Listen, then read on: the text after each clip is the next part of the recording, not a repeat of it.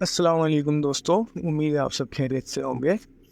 سیرت النبی میں پچھلے ایپیسوڈ میں ہم نے پڑھا کہ کیسے ہمارے نبی محمد رسول اللہ صلی اللہ علیہ وسلم اور صحابہ اکرام پر کس طرح سے ظلم کیا جا رہا تھا، صرف اور صرف اس لیے کیونکہ وہ ایک اللہ کی عبادت کر رہے تھے، نہ کہ ان بتوں کی۔ آگے اسی کو ہم جاری رکھیں گے کہ صحاباؤں پر اور ہمارے نبی صلی اللہ علیہ وسلم پر ظلم و ستم کی حد ہے۔ آئیے الرحیق المختوم سیرت النبی ایپیسوڈ 9 شروع کرتے ہیں۔ حضرت ابو فقیہ رضی اللہ عنہ، جن کا نام فلے تھا، جو اصلاً قبیلہ ازد سے تھے اور بنو عبدالدار کے غلام تھے، ان کے دونوں پاؤں میں لوہے کی بیڑیاں ڈال کر دوپہر کی سخت گرمی میں باہر نکالتے اور جسم سے کپڑے اتار کر تپتی ہوئی زمین پر پیٹ کے بل لٹا دیتے اور پیٹھ پر بھاری پتھر رکھ دیتے کہ ہل نہ سکے۔ وہ اسی طرح پڑے پڑے ہوش حواس کھو بیٹھتے۔ انہیں اسی طرح کی سزائیں دی جاتی رہیں، یہاں تک کہ وہ دوسری ہجرت حبشہ میں وہ بھی ہجرت کر گئے۔ ایک بار مشرکین نے ان کا پاؤں رسی میں باندھا اور گھسیٹ کر تپتی ہوئی زمین پر ڈال دیا، پھر اس طرح گلا دبایا کہ سمجھے مر گئے ہیں۔ اس دوران وہاں حضرت ابو بکر رضی اللہ عنہ کا گزر ہوا، انہوں نے خرید کر اللہ کے لیے آزاد کر دیا۔ خباب بن عرت رضی اللہ عنہ قبیلہ خزاع کی ایک عورت ام انمار کے غلام تھے اور لوہار کا کام کرتے تھے۔ مسلمان ہوئے تو ان کی مالکہ انہیں آگ میں جلانے کی سزا دیتی۔ وہ لوہے کا گرم ٹکڑا لاتی اور ان کی پیٹھ یا سر پر رکھ دیتی تاکہ وہ محمد صلی اللہ علیہ وسلم کے ساتھ کفر کریں، مگر اس سے ان کے ایمان اور تسلیم و رضا میں اور زیادتی ہوتی۔ انہیں مشرکین بھی طرح طرح کی سزائیں دیتے، کبھی سختی سے گردن مروڑتے تو کبھی سر کے بال نوچتے۔ ایک بار تو انہیں دیکھتے ہوئے انگاروں پر ڈال دیا، پھر اسی پر گھسیٹا اور دبائے رکھا، یہاں تک کہ ان کی پیٹھ کی چربی پگھلنے سے آگ بجھی۔ نعوذ باللہ۔ حضرت جانرہ رضی اللہ عنہ رومی لونڈی تھی، وہ مسلمان ہوئی تو انہیں اللہ کی راہ میں سزائیں دی گئیں۔ اتفاق سے ان کی آنکھ جاتی رہی۔ مشرکین نے کہا، دیکھو تم پر لات و عزیٰ کی مار پڑ گئی ہے۔ انہوں نے کہا، نہیں واللہ یہ لات و عزیٰ کی مار نہیں ہے، بلکہ یہ اللہ کی طرف سے ہے، اور اگر وہ چاہے تو دوبارہ بحال کر سکتا ہے۔ پھر اللہ کا کرما ایسا ہوا کہ دوسرے دن نگاہ پلٹ آئی۔ مشرکین کہنے لگے، یہ محمد کا جادو ہے۔ ام عبیس رضی اللہ عنہ بنو زہرہ کی لونڈی تھی، وہ اسلام لائیں تو مشرکین نے انہیں بھی سزائیں دی، خاص کر ان کا مالک اسود بن عبد یغوث انہیں سزائیں دیتا۔ وہ رسول اللہ صلی اللہ علیہ وسلم کا بڑا کٹر دشمن تھا اور آپ کا مذاق اڑایا کرتا تھا۔ ابو عدی کے عمر بن مرمل کی لونڈی مسلمان ہوئی تو عمر بن خطاب انہیں سزائیں دیتے، وہ ابھی مسلمان نہیں ہوئے تھے۔ انہیں اس قدر مارتے کہ مارتے مارتے تھک جاتے، پھر کہتے، واللہ میں نے تجھے کس مرول کی بنا پر نہیں بلکہ محض تھک کر چھوڑا ہے۔ وہ کہتی، تیرے ساتھ تیرا پروردگار بھی ایسا ہی کرے گا۔ طبقات ابن سعد۔ حضرت نہدیہ اور ان کی بیٹی بھی بنو عبدالدار کی ایک عورت کی لونڈی تھی، اسلام لے آئیں اور انہیں بھی سزا بھگتنی پڑی۔ غلاموں میں عامر بن فہرہ بھی تھے، اسلام لانے پر انہیں بھی اس قدر سزائیں دی جاتی کہ وہ اپنے ہوش بہوش کھو بیٹھتے اور انہیں پتہ نہ چلتا کہ کیا بول رہے ہیں۔ حضرت ابو بکر رضی اللہ عنہ نے ان سارے غلاموں اور لونڈیوں کو خرید کر آزاد کر دیا۔ اس پر ان کے والد ابو قحافہ ان پر غصہ ہوئے، کہنے لگے، بیٹا میں تمہیں دیکھتا ہوں کمزور گردنیں آزاد کر رہے ہو، مضبوط لوگوں کو آزاد کرتے وہ تمہارا بچاؤ بھی کرتے۔ انہوں نے کہا، میں اللہ کی خوشی چاہتا ہوں۔ اس پر اللہ نے قرآن اتارا، حضرت ابو بکر رضی اللہ عنہ کی مدد اور ان کے دشمنوں کی برائی کی۔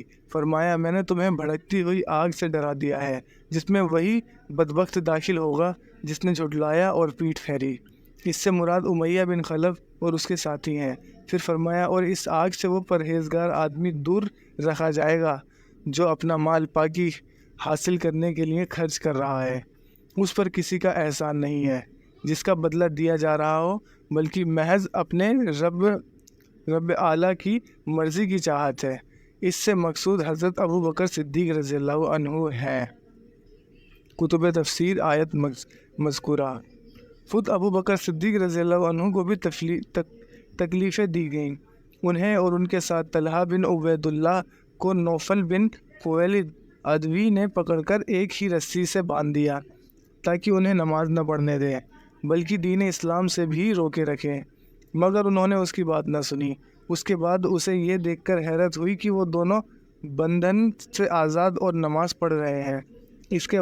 اس واقعہ کے بعد ان دونوں کو قرینین ایک ساتھ باندھے ہوئے کہا جاتا تھا کہ یہ کام نوفل کے بجائے طلحہ بن عبید اللہ رضی اللہ عنہ کے بھائی عثمان بن عبید اللہ نے کیا تھا۔ خلاصہ یہ کہ مشرکین کو جس کسی کے بارے میں معلوم ہوا کہ وہ مسلمان ہو گیا ہے تو اس کی ضرور تکلیف پہنچائی، اور کمزور مسلمانوں خاص کر غلاموں اور لونڈیوں کے متعلق یہ کام آسان بھی تھا، کیونکہ کوئی نہ کوئی جو ان کے لیے غصہ ہوتا اور ان کی مدد کرتا، بلکہ ان کے سردار اور مالک انہیں خود ہی سزائیں دیتے تھے اور بدماشوں کو بھی برگلاتے تھے۔ البتہ بڑے لوگوں اور شریفوں میں سے کوئی مسلمان ہوتا تو اس کا بچنا ذرا آسان نہ ہوتا، کیونکہ وہ اپنی قوم کی حفاظت اور بچاؤ میں ہوتا۔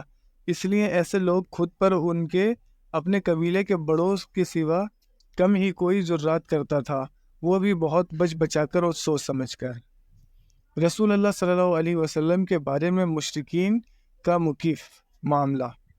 جہاں تک رسول اللہ صلی اللہ علیہ وسلم کے معاملے کا تعلق ہے تو یہ بات یاد رکھنی چاہیے کہ آپ پورے روب باعزت اور خاص شخصیت کے مالک تھے۔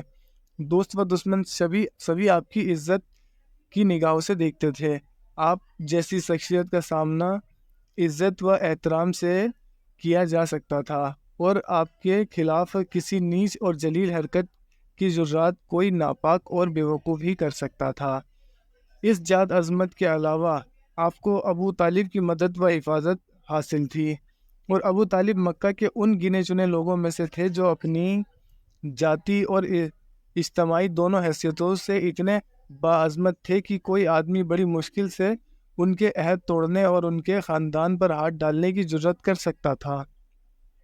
اس صورتحال نے قریش کو سخت پریشانی اور کشمکش میں دوچار کر رکھا تھا، جو تقاضا کر رہی تھی کہ کسی ناپسندیدہ دائرے میں پڑے بغیر اس مشکل سے نکلنے کے سنجیدگی کے غور کریں۔ آخرکار انہیں یہ راستہ سمجھ میں آیا کہ سب سے بڑے ذمہ دار ابو طالب سے بات چیت کریں، لیکن خاصی حکمت اور واقعیت پسندی کے ساتھ، اور ایک گونا چیلنج اور چھپی دھمکی لیے ہوئے ہیں تاکہ جو بات کہی جائے اسے وہ مان لیے۔ قریش کے سردار ابو طالب کے پاس۔ ابن اسحاق کہتے ہیں کہ قریش کے بڑے بڑے سرداروں میں سے چند آدمی ابو طالب کے پاس گئے اور بولے، آپ کے بھتیجے نے ہمارے معبودوں کو برا بھلا کہا ہے، ہمارے دین کی عیب چینی کی ہے، ہماری عقلوں کو خراب کہا ہے، اور ہمارے باپ دادا کو گمراہ قرار دیا ہے، لہٰذا یا تو آپ انہیں اس سے روک دیں یا ہمارے اور ان کے بیچ سے ہٹ جائیں، کیونکہ آپ بھی ہماری طرح ان سے الگ دین پر ہیں۔ ہم ان کے معاملے میں آپ کے لیے بھی کافی رہیں گے۔ اس کے جواب میں ابو طالب نے نرم بات کہی اور نرم لہجہ اختیار کیا، چنانچہ وہ واپس چلے گئے، اور رسول اللہ صلی اللہ علیہ وسلم اپنے پہلے طریقے پر چلتے ہوئے اللہ کا دین پھیلانے اور اس کی تبلیغ کرنے میں لگ رہے۔ لیکن جب قریش نے دیکھا کہ آپ دعوت اللہ کے کام میں پہلے کی طرح لگے ہوئے ہیں تو زیادہ دیر تک صبر نہ کر سکے، بلکہ آپس میں خاصی بات چیت کی اور ناپسندیدہ کا اظہار کیا، یہاں تک کہ ابو طالب سے دوبارہ زیادہ سخت اور سنگین لہجے میں بات چیت کرنے کا فیصلہ کیا۔ ابو طالب کو قریش کی دھمکی۔ اس فیصلے کے بعد سرداران قریش ابو طالب کے پاس پھر حاضر ہوئے اور بولے، ابو طالب، آپ ہمارے اندر بزرگ، شریف اور عزت کے مالک ہیں۔ ہم نے آپ سے گزارش کی تھی کہ آپ اپنے بھتیجے کو روکیں، لیکن آپ نے انہیں نہیں روکا۔ آپ یاد رکھیں، ہم اسے برداشت نہیں کر سکتے کہ ہمارے باپ داداؤں کو گالیاں دی جائے، ہماری عقل و سمجھ کو بیوقوفی قرار دیا جائے اور ہمارے معبودوں کو برا بھلا کہا جائے۔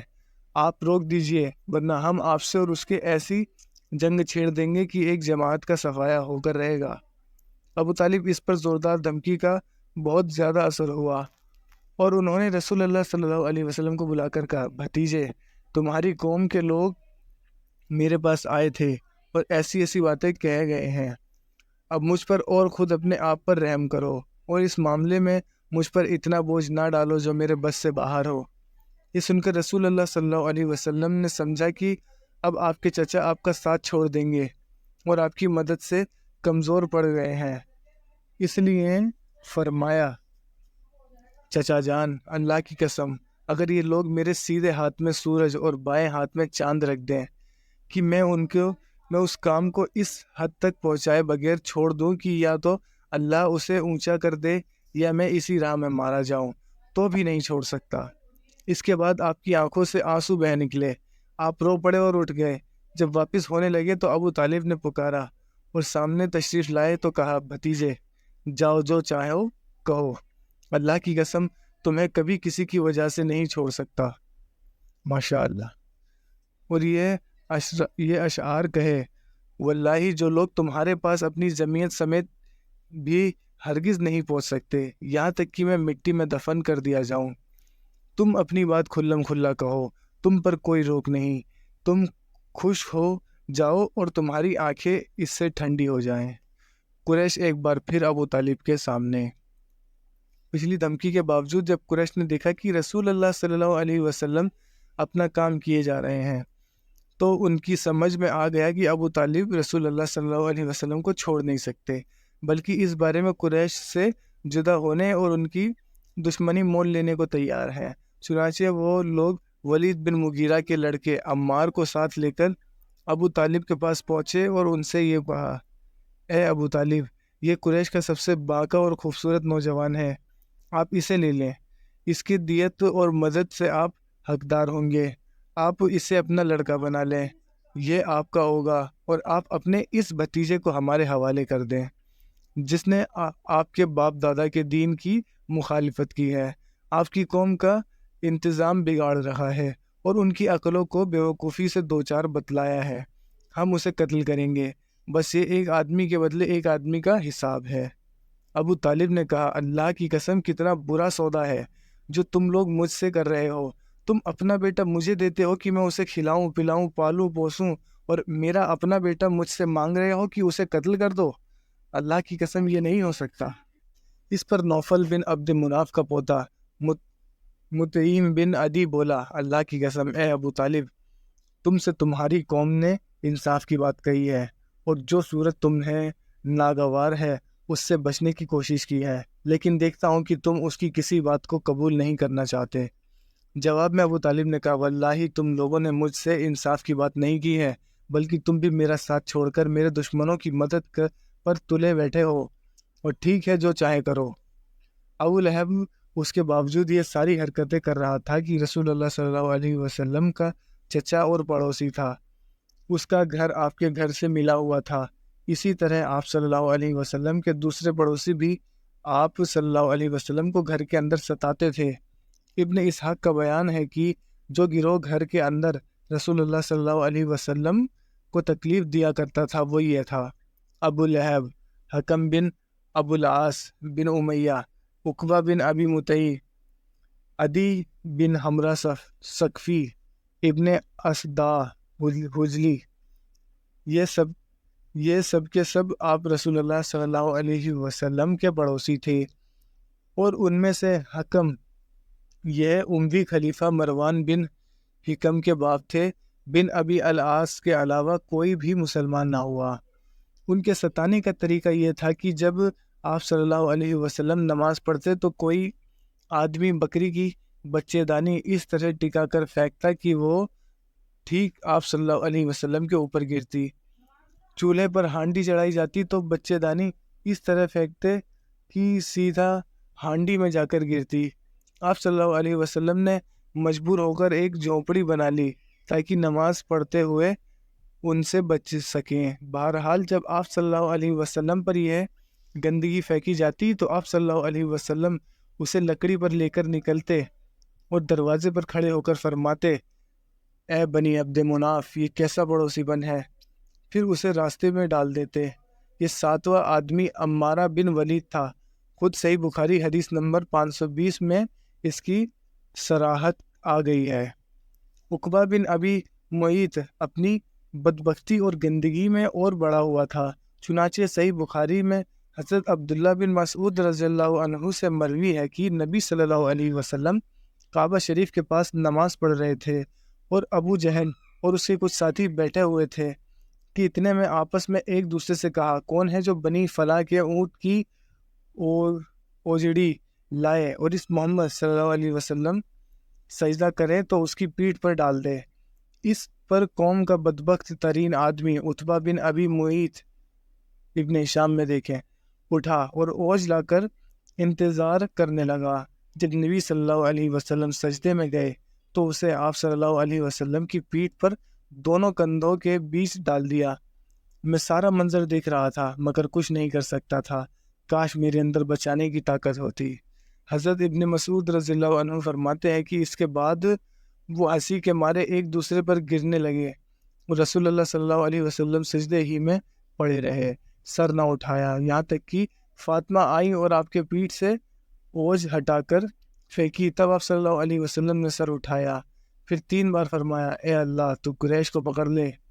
جب آپ صلی اللہ علیہ وسلم نے بد دعا کی تو ان پر بہت مشکل گزری، کیونکہ ان کا عقیدہ تھا کہ اس شہر میں دعائیں قبول کی جاتی ہیں۔ اس کے بعد آپ صلی اللہ علیہ وسلم نے نام لے کے بد دعا کی، اے اللہ ابو جہل کو پکڑ لے اور عتبہ بن ربیعہ، شیبہ بن ربیعہ، ولید بن عتبہ، امیہ بن خلف اور عقبہ بن ابی معیط کو پکڑ لے۔ انہوں نے 7ویں کا بھی نام گنایا لیکن راوی کو یاد نہ رہا۔ خود صحیح بخاری ہی ایک دوسری روایت میں اس کی صراحت آئی۔ ابن مسعود رضی اللہ عنہ فرماتے ہیں کہ اس ذات کی قسم جس کے ہاتھ میں میری جان ہے، میں نے دیکھا کہ جن لوگوں کے نام رسول اللہ صلی اللہ علیہ وسلم نے گن گن کر لیے تھے، سب کے سب بدر کے کنویں میں مرے پڑے تھے۔ صحیح بخاری کتاب الوضو باب ایذاء القیء المعزی۔ امیہ بن خلف کا طریقہ تھا کہ وہ جب رسول اللہ صلی اللہ علیہ وسلم کو دیکھتا تو برا بھلا کہتا۔ اسی کے متعلق یہ آیت نازل ہوئی، ہر لعن طعن اور برائیاں کرنے والے کے لیے تباہی ہے۔ ابن ہشام کہتے ہیں کہ مزہ وہ شخص ہے جو کھلم کھلا گالی بکے اور آنکھیں ٹیڑھی کر کے اشارے کرے، اور لمزہ وہ شخص ہے جو پیچھے لوگوں کی برائی کرے اور انہیں تکلیف دے۔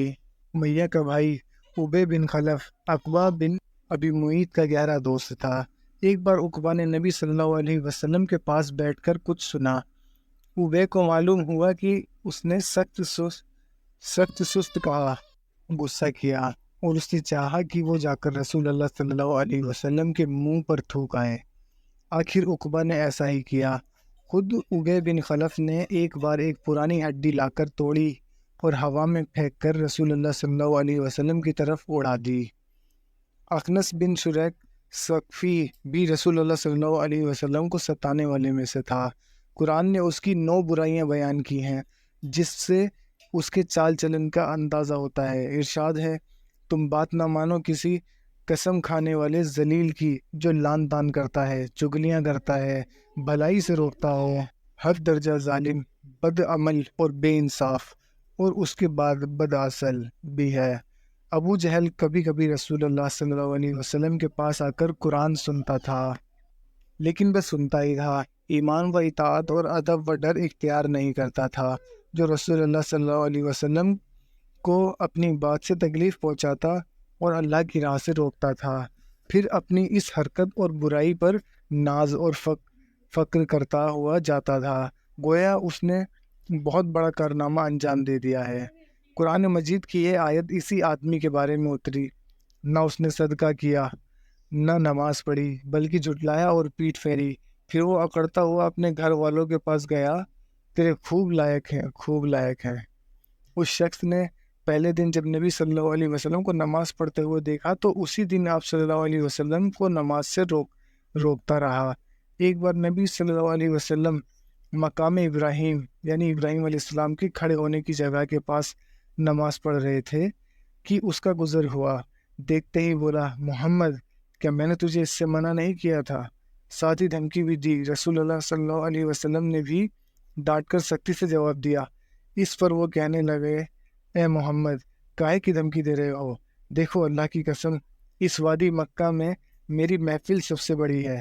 اس پر اللہ تعالیٰ نے یہ آیت نازل فرمائی، اچھا تو بلا لے اپنی محفل کو، ہم بھی سزا کے فرشتوں کو بلاتے ہیں۔